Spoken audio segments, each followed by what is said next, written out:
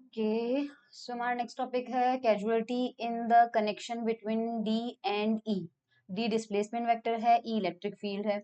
इसी के साथ क्रेमर क्रोनिक रिलेशन भी हम या तो इसी चैप्टर ये इसी टॉपिक में या फिर नेक्स्ट टॉपिक में पढ़ लेंगे। सो ये भी जेडी जैक्सन से है, so let me show you. देखिए यहाँ पे causality in the connection between D and E. तो सबसे पहले यहाँ पे जो भी थ्योरी वाला पार्ट है वो हम स्किप कर देंगे अगर वो लेंदी हुआ तो सबसे पहले हम जानते हैं कि डी वेक्टर और ई वेक्टर जो है वो एक दूसरे के साथ किस तरह से रिलेशन रखते हैं। So we know it very well, D is equals to epsilon times E होता है। सो ये जो इक्वेशन यहाँ पे है 7.103, ये इक्वेशन तो हमें समझ में आ रही है। डी जो है वो हमने किसका फंक्शन माना है, एक्स ओमेगा का, एंड यहाँ पे इलेक्ट्रिक फील्ड जो है वो भी एक्स ओमेगा का, और एप्सिलॉन हम जानते हैं ओमेगा का फंक्शन है। सो ये रिलेशन हमारे पास क्लियर है। Now the dependence on time can be constructed by Fourier superposition. So हमारे पास जो टाइम डिपेंडेंस है वो हम क्या करेंगे, फूरियर ट्रांसफॉर्म या फूरियर सुपरपोजिशन जो है वो यूज करके लिखेंगे। सो अगर हमें डोमेन चेंज करना होता है यूजुअली तब हम फूरियर ट्रांसफॉर्म लेते हैं। तो यहाँ पे हमारे पास में क्या है, टाइम डोमेन है, क्योंकि जो डी है वो किसका फंक्शन है, एक्स और टी का।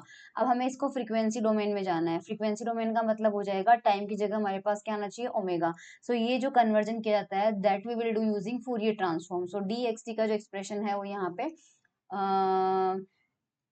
ये वाली इक्वेशन से आ जाएगा। सो 1/√2 पाई हमें पता है फूरियर ट्रांसफॉर्म में आता है, लिमिट माइनस इन्फिनिटी से इन्फिनिटी आ जाएगा। और हमारे पास यहाँ पे डी एक्स टी अगर है तो फ्रीक्वेंसी डोमेन में क्या हो जाएगा, डी एक्स ओमेगा हो जाएगा। एक्सपोनेंशियल वाला पार्ट जो आता है माइनस आई ओमेगा टी, वो फूरियर ट्रांसफॉर्म के जनरल फॉर्मूले में आता है, और साथ में डी ओमेगा हो जाएगा। इसी तरह से अगर हमें उल्टा करना होता, यानी कि हमें डी एक्स ओमेगा जो है उसको निकालना होता टाइम डोमेन से, तो भी सेम टू सेम फॉर्मूला लगता। यहाँ पर भी देखो 1/√2 पाई की जगह 1/√2 पाई है, यहाँ पे डी एक्स ओमेगा है तो यहाँ पे कितना आता है, टाइम का टर्म आएगा। लेकिन हम टी वेरिएबल ऑलरेडी यूज कर चुके हैं, तो नया वेरिएबल लेंगे लेकिन वो टाइम का ही होगा, तो टी प्राइम यूज कर लेते हैं, तो डी एक्स टी प्राइम हो जाएगा।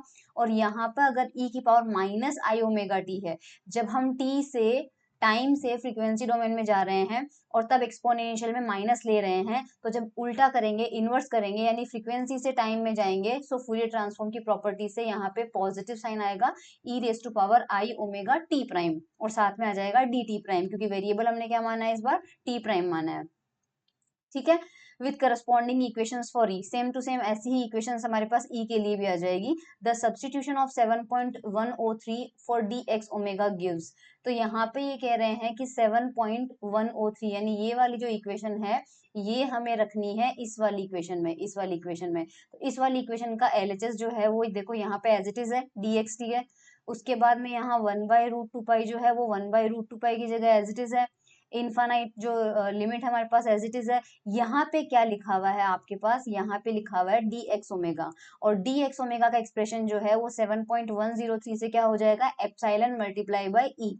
सो epsilon multiply by E value हमने पुट कर दी है, और साथ में हमारे पास एक्सपोनेंशियल का टर्म है, फिर डी ओमेगा है, सो एक्सपोनेंशियल का टर्म आ जाएगा और डी ओमेगा आ जाएगा। सो यहाँ तक तो हमें कोई इशू नहीं है। ठीक है, we now insert the Fourier representation of ex omega into the integral and obtain।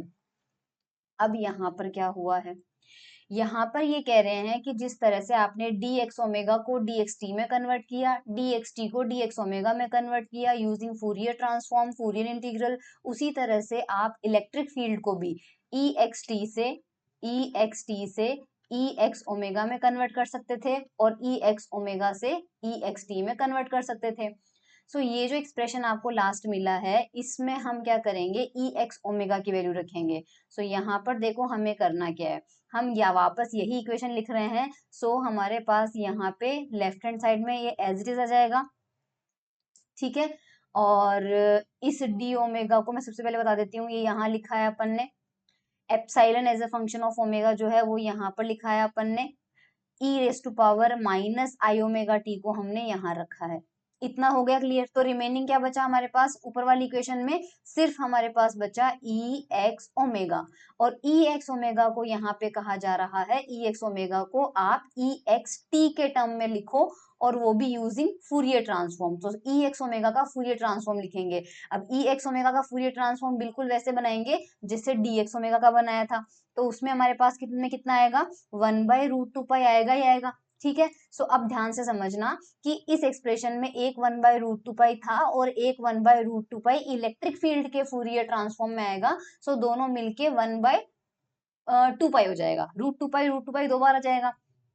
यहाँ पे फूरियर के लिए इंटीग्रेशन की लिमिट लग गई, और इस बार क्योंकि हमें एक्स ओमेगा को टी वाले टर्म में कन्वर्ट करना है, तो ये देखो डी टी प्राइम आ गया, ई की power i omega t prime आ गया, और ई एक्स टी प्राइम आ गया।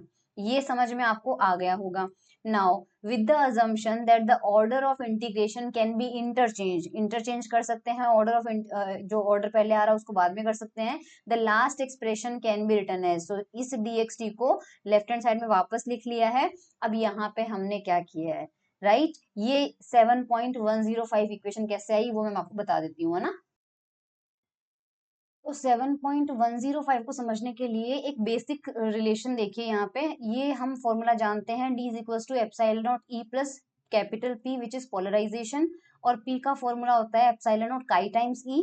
यहाँ से एप्सिलॉन नॉट कॉमन आ जाएगा, तो हमारे पास क्या रिमेन बचा, E electric field plus chi times E, correct. अब यहाँ पे आ जाइए आप इस जगह। सो सबसे पहले इस वाले पार्ट को देखिए, सिर्फ इस वाले पार्ट को देखिए।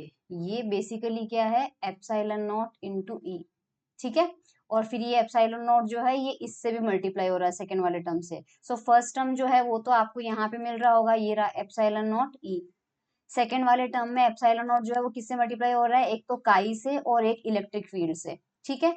सो सबसे पहले मैं इलेक्ट्रिक फील्ड बता देती हूँ कहाँ पे पुट किया है। सो इलेक्ट्रिक फील्ड हमारे पास में हमें रखना है, सो यहाँ से यहाँ तक देखो ये इलेक्ट्रिक फील्ड है। अब ये किसी अदर टाइम पे है, बिकॉज टी प्राइम हमने वेरिएबल लिया है, तो यहाँ पर टी लिया है, सो यहाँ पे हम दूसरा टाइम ले लेते हैं विच इज सपोज करो टी माइनस टाउ, ठीक है। तो ई तो आ चुका है, ई आ चुका है, इसका मतलब रिमेनिंग पार्ट किसको रिप्रेजेंट करेगा, काई को रिप्रेजेंट करेगा। सो यहाँ पर हमने क्या लिखा है, यहाँ पे हमने जी टाउ लिखा है। सो इसका मतलब यहाँ पे हम क्योंकि फूरियर ट्रांसफॉर्म के टर्म में बात कर रहे हैं और यहाँ पर इंटीग्रेशन भी लगा हुआ है, इसका मतलब ये फूरियर ट्रांसफॉर्म है। सो यहाँ पर जो जी टाउ है वो बेसिकली क्या है, that is the Fourier transform of काई, क्योंकि आपके पास देखो यहाँ पे क्या आया था, ये रहा काई, काई आया था। तो हम क्योंकि फूरियर ट्रांसफॉर्म के बारे में बात कर रहे हैं, सो फूरियर ट्रांसफॉर्म ऑफ काई लिखना पड़ेगा हमें इसकी जगह, और वो हमारे पास क्या है, जी टाउ। तो जी टाउ जो है वो हमें काई का फूरियर ट्रांसफॉर्म है, और वो कैसे बनाएंगे ये देखो। सो काई का फॉर्मूला हम जानते हैं, काई हमारे पास होता है epsilon upon epsilon not minus 1, ये रिलेशन हम बीएससी से जानते हैं। जी टाउ जो है वो काई का अगर फूरियर ट्रांसफॉर्म है, तो इसका वैल्यू जो होगा वो इंटीग्रेशन नॉर्मलाइजेशन कांस्टेंट में नहीं लगा रही हूँ, यहाँ पे काई आ जाएगा यानी एक्चुअल फंक्शन, यहाँ पे माइनस आई ओमेगा, और क्योंकि यहाँ पे टाइम का वेरिएबल हमने टॉ लिया है, डिफरेंशिएशन हमने डी टाउ भी किया है, तो यहाँ पर कितना आ जाएगा, ये माइनस आई ओमेगा टॉ और डी ओमेगा आ जाएगा, ठीक है। इस काई की जगह बाद में क्या रखेंगे, epsilon upon epsilon not minus 1, तो हमें देखो ये वाला एक्सप्रेशन मिल रहा है।